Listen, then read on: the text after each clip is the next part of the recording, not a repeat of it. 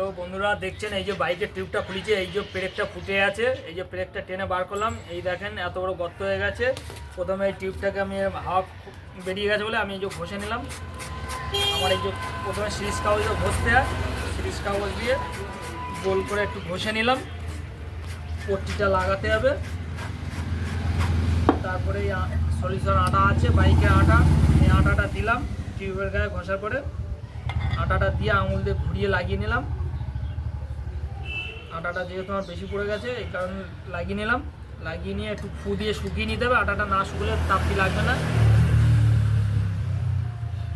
এই যে অমনি প্যাকেটের তো তাপ্তি আছে, এই যে তাপ্তিটা এই যে সাইড দিয়ে ফাটিয়ে নিলাম, নিয়ে এই যে ফেলে দিলাম। দেওয়ার পরে এই অংশটা দিয়ে এইভাবে যে জায়গাটা ফুটো আছে সেই ফুটোটাকে ঠিক মেজারমেন্ট করে মিডলম্যান করে মারলাম।